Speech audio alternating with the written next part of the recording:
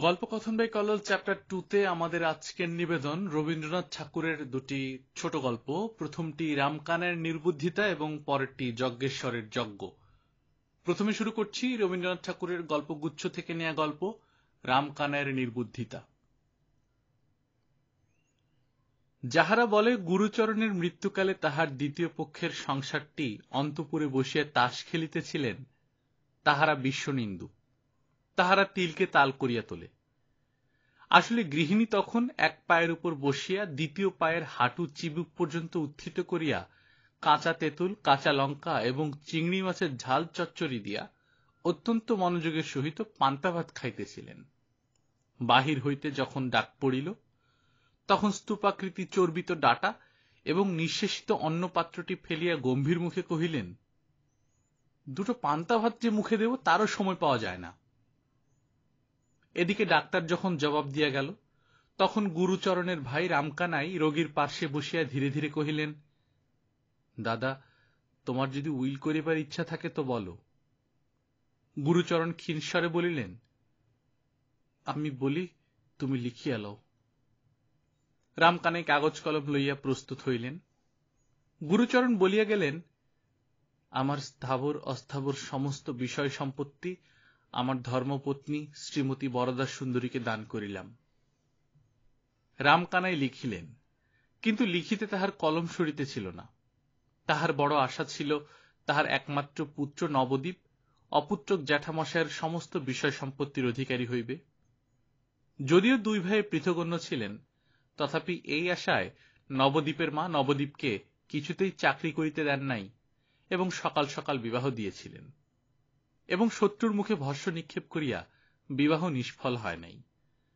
কিন্তু তথাপি রামকানাই লিখিলেন এবং সই করিবার জন্য কলমটা দাদার হাতে দিলেন। গুরুচরণ নির্জীব হস্তে যাহা সই করিলেন, তাহা কতগুলো কম্পিত বক্ররেখা কি তাহার নাম বুঝা দুঃসাধ্য। পান্তা ভাত খাইয়া যখন স্ত্রী আসিলেন, তখন গুরুচরণের বাক্রোধ হইয়াছে দেখিয়া স্ত্রী কাঁদিতে লাগিলেন। যাহারা অনেক আশা করিয়া বিষয় হইতে বঞ্চিত হইয়াছে, তাহারা বলিল মায়া কান্না, কিন্তু সেটা বিশ্বাসযোগ্য নহে। উইলের বৃত্তান্ত শুনিয়া নবদ্বীপের মা ছুটিয়া আসিয়া বিষম গোল বাঁধাইয়া দিল, বলিল, মরণকালে বুদ্ধি নাশ হয়, এমন সোনার চাঁদ ভাইপো থাকিতে। রামকানাই যদিও স্ত্রীকে অত্যন্ত শ্রদ্ধা করিতেন, এত অধিক যে তাহাকে ভাষান্তরে ভয় বলা যাইতে পারে, কিন্তু তিনি থাকিতে পারিলেন না। ছুটিয়া আসিয়া বলিলেন, মেজ বউ, তোমার তো বুদ্ধি নাশের সময় হয় নাই, তবে তোমার এমন ব্যবহার কেন? দাদা গেলেন, এখন তো আমি রহিয়া গেলাম। তোমার যা কিছু বক্তব্য আছে অবসর মতো আমাকে বলিও, এখন ঠিক সময় নয়। নবদ্বীপ সংবাদ পাইয়া যখন আসিল, তখন তাহার জ্যাঠামশায়ের কাল হইয়াছে। নবদ্বীপ মৃত ব্যক্তিকে শাসাইয়া কহিল, দেখিব মুখাগ্নি কে করে, এবং শ্রাদ্ধ শান্তি যদি করি তো আমার নাম নবদ্বীপ নয়। গুরুচরণ লোকটা কিছুই মানিত না। সে ডফ সাহেবের ছাত্র ছিল। শাস্ত্রমতে যেটা সর্বাপেক্ষা অখাদ্য, সেটাতে তার বিশেষ পরিতৃপ্তি ছিল। লোকে যদি তাহাকে খ্রিস্টান বলিত, সে জিভ কাটিয়া বলিত, রাম, আমি যদি খ্রিস্টান হইতো গোমাংস খাই। জীবিত অবস্থায় যাহার এই দশা, সদ্যমৃত অবস্থায় সে যে পিণ্ডনাশ আশঙ্কায় কিছুমাত্র বিচলিত হইবে এমন সম্ভাবনা নাই। কিন্তু উপস্থিত মতো ইহা ছাড়া আর কোন প্রতিশোধের পথ ছিল না। নবদ্বীপ একটা সান্ত্বনা পাইল যে লোকটা পরকালে গিয়া মরিয়া থাকিবে। যতদিন ইহলোকে থাকা যায়, জ্যাঠামশায়ের বিষয় না পাইলেও কোন ক্রমে পেট চলিয়া যায়। কিন্তু জ্যাঠামশাই যে লোকে গেলেন, সেখানে ভিক্ষা করিয়া পিণ্ড মেলে না। বাঁচিয়া থাকিবার অনেক সুবিধা আছে। রামকানাই বরদা সুন্দরীর নিকট গিয়া বলিলেন, বউ ঠাকুরানী, দাদা তোমাকেই সমস্ত বিষয় দিয়া গিয়েছেন, এই তাহার উইল, লোহার সিন্ধুকে যত্নপূর্বক রাখিয়া দিও। বিধবা তখন মুখে মুখে দীর্ঘ পদ রচনা করিয়া উচ্চস্বরে বিলাপ করিতেছিলেন। দুই চারিজন দাসীও তাহার সহিত স্বর মিলাইয়া মাঝে মধ্যে দুই চারিটা নতুন শব্দ যোজনা পূর্বক শোক সঙ্গীতে সমস্ত পল্লীর নিদ্রা দূর করিতেছিল। মাঝে হইতে এই কাগজখণ্ড আসিয়া এক প্রকার লয়ভঙ্গ হইয়া গেল। ভাবেরও পূর্বাপর যোগ রহিল না। ব্যাপারটা নিম্নলিখিত মতো অসংলগ্ন আকার ধারণ করিল। ও গো, আমার কি সর্বনাশ হলো গো, কি সর্বনাশ হলো। আচ্ছা ঠাকুরপো, লেখাটা কার? তোমার বুঝি? ওগো তেমন যত্ন করে আমার কে দেখবে গো? আমার দিকে কে মুখ তুলে চাইবে গো? তোরা একটু থাম, মেলা চেঁচাস নে, কথাটা শুনতে দে। ওগো আমি কেন আগে গেলুম না গো? আমি কেন বেঁচে রইলুম? রামকানাই মনে মনে নিঃশ্বাস ফেলিয়ে বলিলেন, সে আমাদের কপালের দোষ। বাড়ি ফিরিয়া গিয়া নবদ্বীপের মা রামকানাইকে লইয়া পড়িলেন। বোঝাই গাড়ি সমেত খাদের মধ্যে পড়িয়া হতভাগ্য বলদ গাড়োয়ানের সহস্র গুতা খাইয়াও অনেকক্ষণ যেমন নিরুপায় নিশ্চলভাবে দাঁড়াইয়া থাকে, রামকানাই তেমনি অনেকক্ষণ চুপ করিয়া সহ্য করিলেন। অবশেষে কাতর স্বরে কহিলেন, আমার অপরাধ কি? আমি তো দাদা নই। নবদ্বীপের মা ফোঁস করিয়া উঠিয়া বলিলেন, না, তুমি বড় ভালো মানুষ, তুমি কিছু বোঝো না। দাদা বললেন, দেখো ভাই অমনি লিখে গেলেন, তোমরা সবাই সমান, তুমিও সময়কালে ওই কীর্তি করবে বলে বসে আছো। আমি মলেই কোন পোড়ারমুখী ডাইনিকে ঘরে আনবে, আর আমার সোনার চাঁদ নবদ্বীপকে পাথারে ভাসাবে। সেজন্য ভেবো না আমি শিগগির মরছি নে। এই রূপে রামকানাইয়ের ভাবী অত্যাচার আলোচনা করিয়া গৃহিণী উত্তরোত্তর অধিকতর অসহিষ্ণু হইয়া উঠিতে লাগিলেন। রামকানাই নিশ্চয় জানিতেন, যদি এই সকল উৎকট কাল্পনিক আশঙ্কা নিবারণ উদ্দেশ্যে ইহার তিলমাত্র প্রতিবাদ করেন, তবে হিতে বিপরীত হইবে। এই ভয়ে অপরাধীর মতো চুপ করিয়া রহিলেন, যেন কাজটা করিয়া ফেলিয়াছেন, যেন তিনি সোনার নবদ্বীপকে বিষয় হতে বঞ্চিত করিয়া তাহার ভাবী দ্বিতীয় পক্ষকে সমস্ত লিখিয়া দিয়া মরিয়া বসিয়া আছেন। এখন অপরাধ স্বীকার না করিয়া কোনো গতি নাই। ইতিমধ্যে নবদ্বীপ তাহার বুদ্ধিমান বন্ধুদের সহিত অনেক পরামর্শ করিয়া মাকে আসিয়া বলিল, কোনো ভাবনা নাই, এ বিষয় আমি পাইব। কিছুদিনের মতো বাবাকে এখান হইতে স্থানান্তরিত করা চাই, তিনি থাকিলে সমস্ত ভণ্ডুল হইয়া যাইবে। নবদ্বীপের বাবার বুদ্ধিশুদ্ধির প্রতি নবদ্বীপের মার কিছুমাত্র শ্রদ্ধা ছিল না, সুতরাং কথাটা তারও যুক্তিযুক্ত মনে হইল। অবশেষে মার তাড়নায় এই নিতান্ত অনাবশ্যক নির্বোধ কর্মনাশা বাবা একটা যেমন তেমন ছল করিয়া কিছুদিনের মতো কাশীতে গিয়া আশ্রয় লইলেন। অল্প দিনের মধ্যেই বরদা সুন্দরী এবং নবদ্বীপ চন্দ্র পরস্পরের নামে উইল জালের অভিযোগ করিয়া আদালতে গিয়া উপস্থিত হইল। নবদ্বীপ তাহার নিজের নামে যে উইলখানি বাহির করিয়াছে, তাহার নাম সহি দেখিলে গুরুচরণের হস্তাক্ষর স্পষ্ট প্রমাণ হয়। উইলের দুই একজন নিঃস্বার্থ সাক্ষীও পাওয়া গিয়াছে। বরদা সুন্দরীর পক্ষে নবদ্বীপের বাপ একমাত্র সাক্ষী, এবং সহি কাহারও বুঝিবার সাধ্য নাই। তাহার গৃহপোষ্য একটি মামাতো ভাই ছিল, সে বলিল, দিদি তোমার ভাবনা নাই, আমি সাক্ষ্য দেব এবং আরো সাক্ষ্য জুটাইব। ব্যাপারটা যখন সম্পূর্ণ পাকিয়া উঠিল, তখন নবদ্বীপের মা নবদ্বীপের বাপকে কাশী হইতে ডাকিয়া পাঠাইলেন। অনুগত ভদ্রলোকটি ব্যাগ ও ছাতা হাতে যথাসময়ে আসিয়া উপস্থিত হইলেন, এমনকি কিঞ্চিত রসালাপ করিবারও চেষ্টা করিলেন। জোর হস্তে সহাস্যে বলিলেন, গোলাম হাজির, এখন মহারানীর কি অনুমতি হয়? গৃহিণী মাথা নাড়িয়া বলিলেন, নাও নাও, আর রঙ্গ করতে হবে না, এতদিন ছুতো করে কাশীতে কাটিয়ে এলেন, একদিনের তরে তো মনে পড়েনি, ইত্যাদি। এইরূপে উভয় পক্ষে অনেকক্ষণ ধরিয়া পরস্পরের নামে আদরের অভিযোগ আনিতে লাগিলেন। অবশেষে নালিশ ব্যক্তিকে ছাড়িয়া জাতিতে গিয়া পৌঁছিল।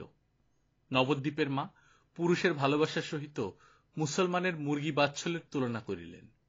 নবদ্বীপের বাপ বলিলেন, রমণীর মুখে মধু, হৃদয়ে ক্ষুর। যদিও এই মৌখিক মধুরতার পরিচয় নবদ্বীপের বাপ কবে পাইলেন বলা শক্ত। ইতিমধ্যে রামকানাই সহসা আদালত হইতে এক সাক্ষীর সপিনা পাইলেন। অবাক হইয়া যখন তাহার মর্মগ্রহণের চেষ্টা করিতেছেন, তখন নবদ্বীপের মা আসিয়া কাঁদিয়া ভাসাইয়া দিলেন। বলিলেন, হাড় জ্বালানি ডাকিনী কেবল যে বাছা নবদ্বীপকে তাহার স্নেহশীল জ্যাঠার ন্যায্য উত্তরাধিকার হইতে বঞ্চিত করিতে চায় তাহা নয়, আবার সোনার ছেলেকে জেলে পাঠাইবার আয়োজন করিতেছে। অবশেষে ক্রমে ক্রমে ব্যাপারটা অনুমান করিয়া লইয়া রামকানাইয়ের চক্ষু স্থির হইয়া গেল। উচ্চস্বরে বলিয়া উঠিলেন, তোরা একই সর্বনাশ করিয়াছিস। গৃহিণী ক্রমে নিজ মূর্তি ধারণ করিয়া বলিলেন, কেন, এতে নবদ্বীপের দোষ হয়েছে কি? সে তার জ্যাঠার বিষয় নেবে না, অমনি এক কথায় ছেড়ে দেবে? কোথা হইতে এক চক্ষু খাদিকা, ভট্টার পরমায়ু হন্ত্রী, অষ্টকুঠির পুত্রী উড়িয়া আসিয়া জুড়িয়া বসিবে, ইহা কোন সৎকুল প্রদীপ কনকচন্দ্র সন্তান সহ্য করিতে পারে? যদি বা মরণকালে এবং ডাকিনীর মন্ত্রগুণে কোন এক মূঢ়মতি জ্যেষ্ঠ তাতের বুদ্ধিভ্রম হইয়া থাকে, তবে সুবর্ণময় ভ্রাতুষ্পুত্র সে ভ্রম নিজের হাতে সংশোধন করিয়া লইলে এমন কি অন্যায় কার্য হয়? হতবুদ্ধি রামকানাই যখন দেখিলেন তাহার স্ত্রী পুত্র উভয়ে মিলিয়া কখনো বা তর্জন গর্জন, কখনো বা অশ্রু বিসর্জন করিতে লাগিলেন, তখন ললাটে করাঘাত করিয়া চুপ করিয়া বসিয়া রহিলেন। আহার ত্যাগ করিলেন, জল পর্যন্ত স্পর্শ করিলেন না। এইরূপ দুদিন নীরবে অনাহারে কাটিয়ে গেল। মকদ্দমার দিন উপস্থিত হইল। ইতিমধ্যে নবদ্বীপ বরদা সুন্দরীর মামাতো ভাইটিকে ভয় প্রলোভন দেখাইয়া এমনই বশ করিয়া লইয়াছে যে সে অনায়াসে নবদ্বীপের পক্ষে সাক্ষী দিল। জয়শ্রী যখন বরদা সুন্দরীকে ত্যাগ করিয়া অন্য পক্ষে যাইবার আয়োজন করিতেছে, তখন রামকানাইকে ডাক পড়িল।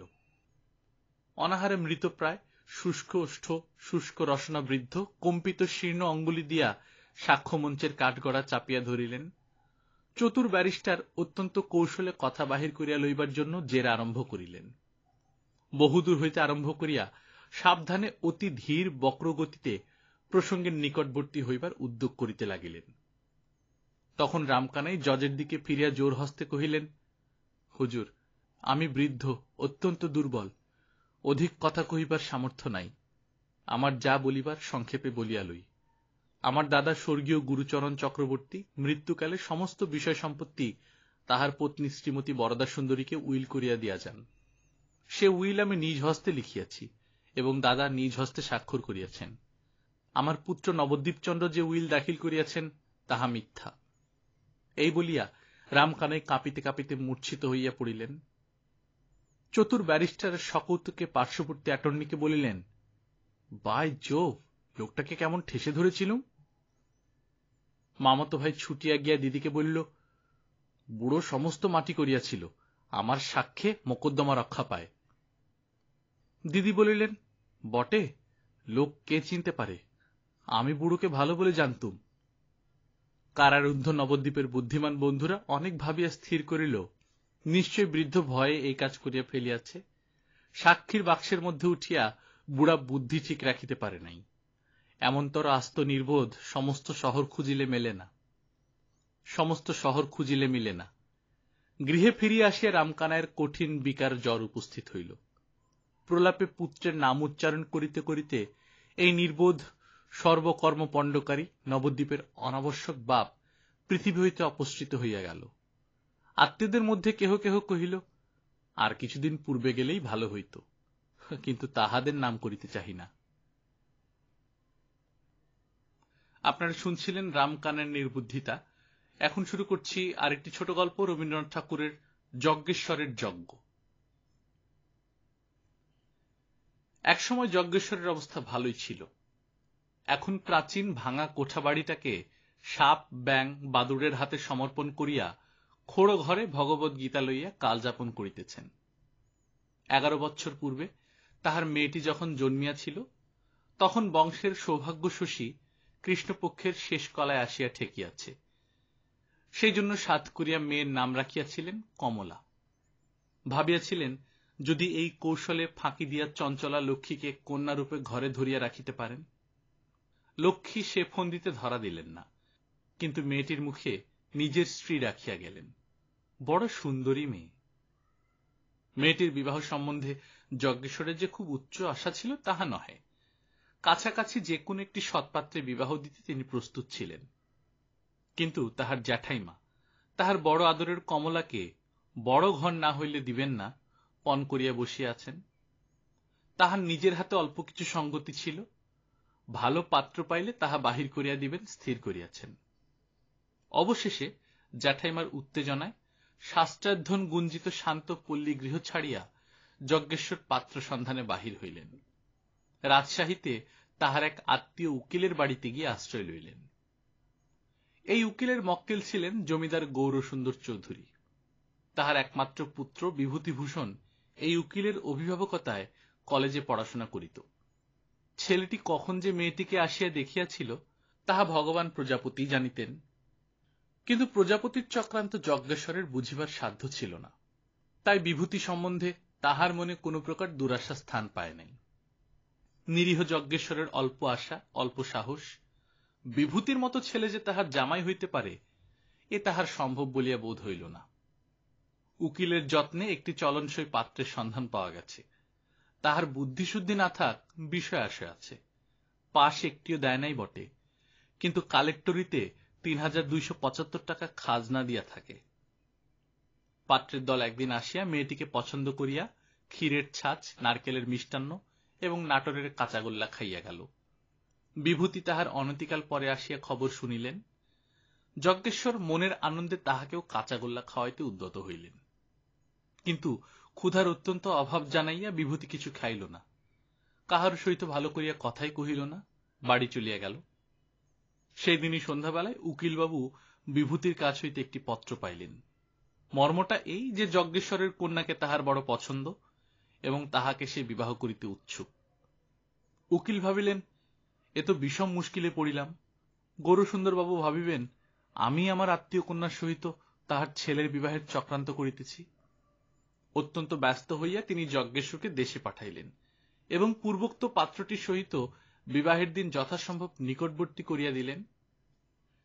বিভূতিকে ডাকিয়া অভিভাবক মহাশয় পড়াশোনা ছাড়া আর কোন দিকে মন দিতে বিশেষ করিয়া নিষেধ করিলেন।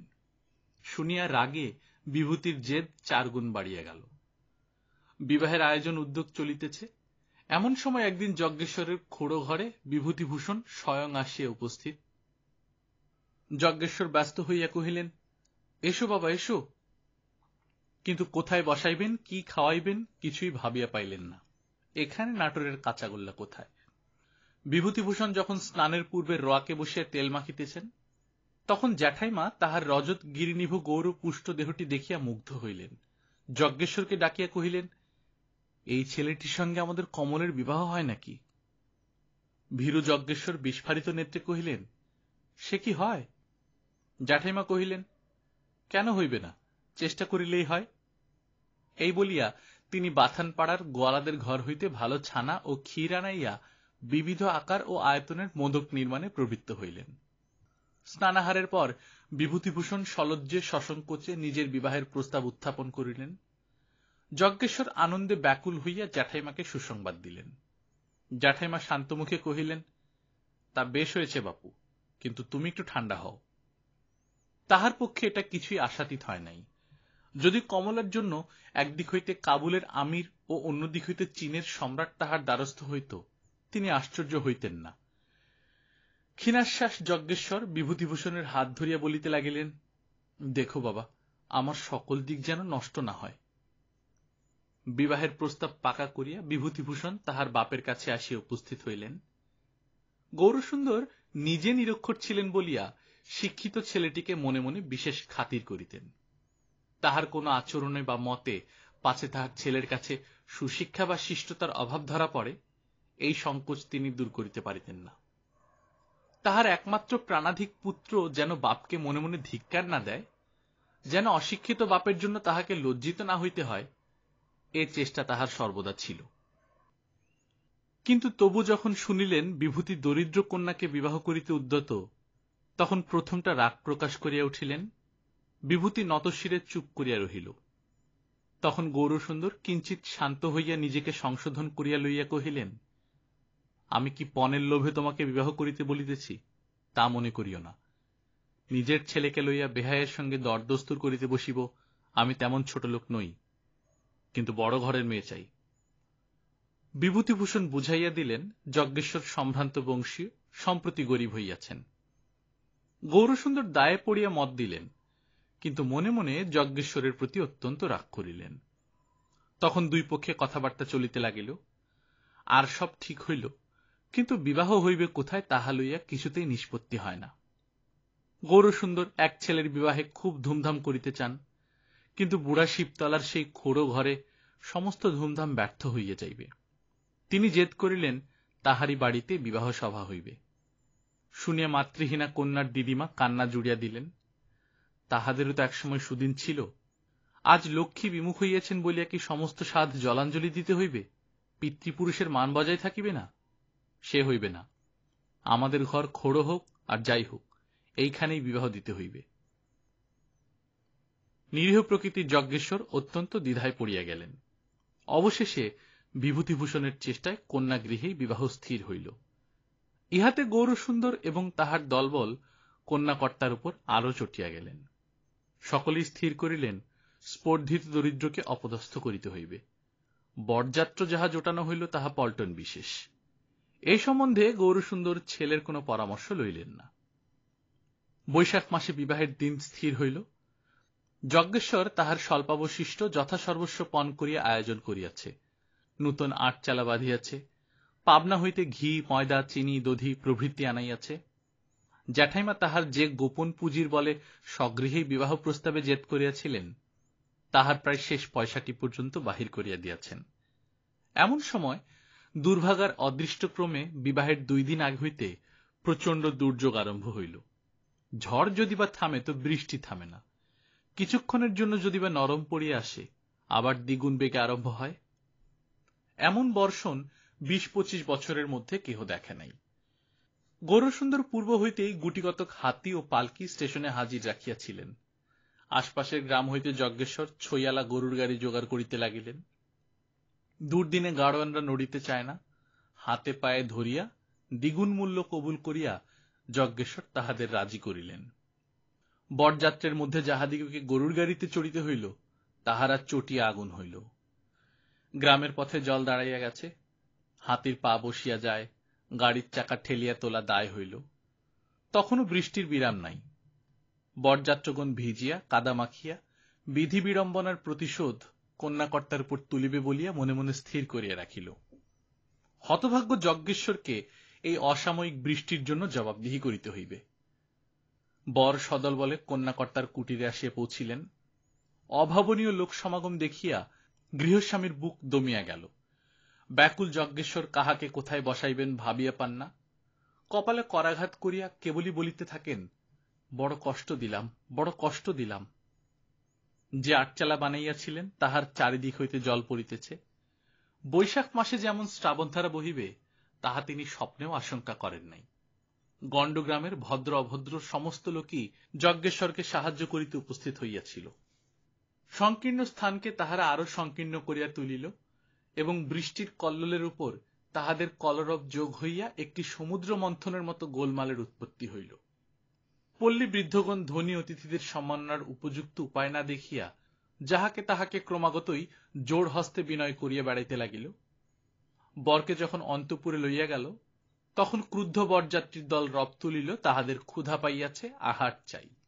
মুখ পাংশুবর্ণ করিয়া যজ্ঞেশ্বর গলায় কাপড় দিয়া সকলকে বলিলেন, আমার সাধ্যমতো যাহা কিছু আয়োজন করিয়াছিলাম সব জলে ভাসিয়া গেছে।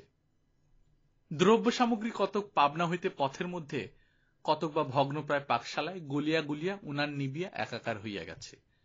সহসা উপযুক্ত পরিমাণ আহার্য সংগ্রহ করা যাইতে পারে বুড়া শিবতলা এমন গ্রামই নহে। গৌরসুন্দর যজ্ঞেশ্বরের দুর্গতিতে খুশি হইলেন, কহিলেন, এতগুলা মানুষকে তো অনাহারে রাখা যায় না, কিছু তো উপায় করিতে হইবে। বরযাত্রগণ খেপিয়া উঠিয়া মহা হাঙ্গামা করিতে লাগিল। কহিল, আমরা স্টেশনে গিয়া ট্রেন ধরিয়া এখনই বাড়ি ফিরিয়া যাই। যজ্ঞেশ্বর হাত জোড় করিয়া কহিলেন, একেবারে উপোস নয়, শিবতলার ছানা বিখ্যাত, উপযুক্ত পরিমাণে ছানা কদমা সংগ্রহ আছে। আমার অন্তরের মধ্যে যাহা হইতেছে তাহা অন্তর্যামী জানেন।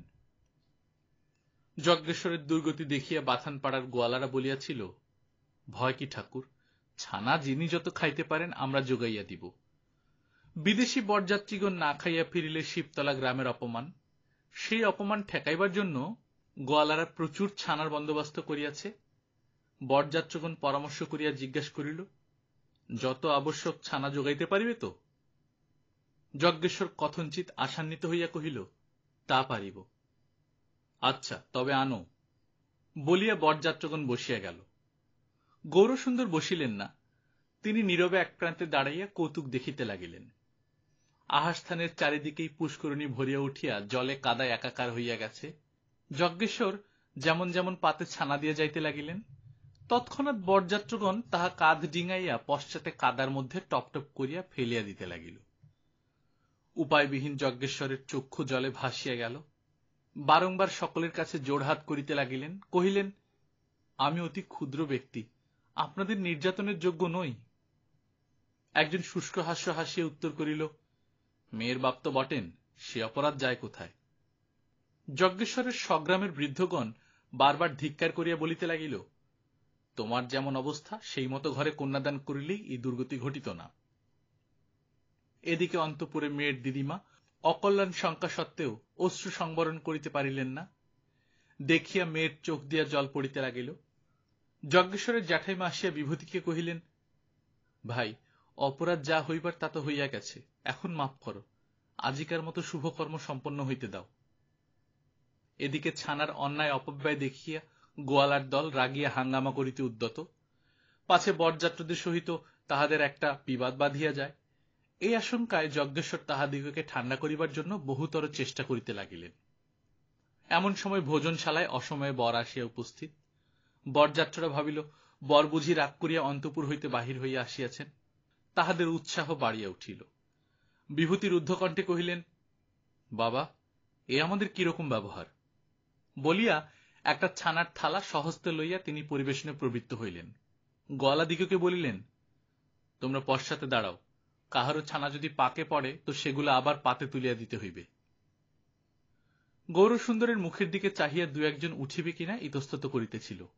বিভূতি কহিলেন, বাবা, তুমিও বসিয়া যাও, অনেক রাত হইয়াছে। গৌরসুন্দর বসিয়া গেলেন। ছানা যথাস্থানে পৌঁছিতে লাগিল। গল্পকথন বাই কল্লোল চ্যাপ্টার 2-তে আপনারা শুনছিলেন রবীন্দ্রনাথ ঠাকুরের গল্প রামকানাইয়ের নির্বুদ্ধিতা এবং যজ্ঞেশ্বরের যজ্ঞ, দুটি আলাদা গল্প। আমরা নিয়মিত গল্প পাঠ করে শোনাচ্ছি। আপনারা যারা প্রথমবারের মতো শুনছেন, কাইন্ডলি সাবস্ক্রাইব করে নেবেন। গল্প পাঠ ভালো লাগলে বন্ধুদের সাথে শেয়ার করবেন। নিজে ভালো থাকবেন, আশেপাশের লোকজনকে ভালো রাখবেন। টাটা।